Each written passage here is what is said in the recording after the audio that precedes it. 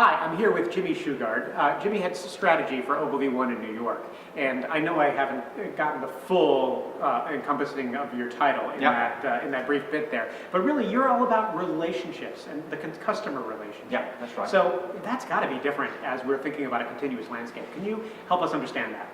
Not really. So when we talk about continued commerce, we firmly believe that CRM is at least one sort of cornerstone of it, and maybe the foundation, in the sense that moving beyond a single transaction and maybe seeing every transaction, whether that is in the store or obviously online, as the beginning of a relationship. And continued commerce is of course about that relationship and the full potential value of that relationship, and therefore of course securing that you get them to revisit your store, online or offline, buy more, even sort of become an advocate for your business. So when we talk about continued commerce, the ongoing relationship with that consumer, that customer, is the cornerstone of it as we see it. Has the relationship between the retailer or the brand and the customer changed in this world, or is it still the same thing it's always been? It's human nature just to turn. I'm sort of very much sort of fond of actually the role model. When we talk about the relationship, we need to go back to sort of maybe sort of 60 years.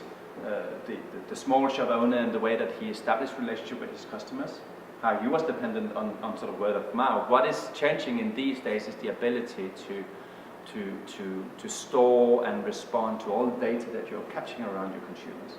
So what he knew, the old sort of store owner knew about his customers, we were able to have the same kind of in-depth knowledge about our customers. Even though we have millions of customers, we can store that data and use that data and actually establish what is perceived from the consumer side as relevant sort of relationships and the way that we engage with them, and create a better shopping experience.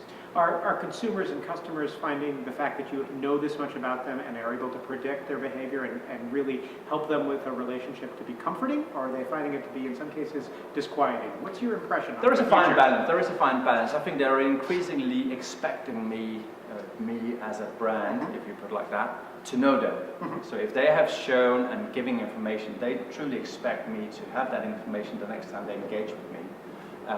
But you should be careful not to cross that thin line and of course sort of exploit it too much and go beyond. So if you use that information to not only live up to their expectations, but also generating truly great brand experience in that shopper sort of journey that they're through, they will certainly appreciate it, but they are also increasingly expecting it. So in other words, just as much as we understand their behavior, they need to be able to predict that our behavior is going to be good as well. They are expecting and they are demanding, at least, that we know them. And that's sort of the aspect of digital, not only sort of in a pure online environment, also in the store. And that's where omnichannel comes in. They are expecting that we are learning from our engagement with them and responding to it and adapting to it. So they are very demanding consumers, but yet again, it's a fine line, don't cross it. All right, move on. Thank you very much for your time. You're welcome. Appreciate it.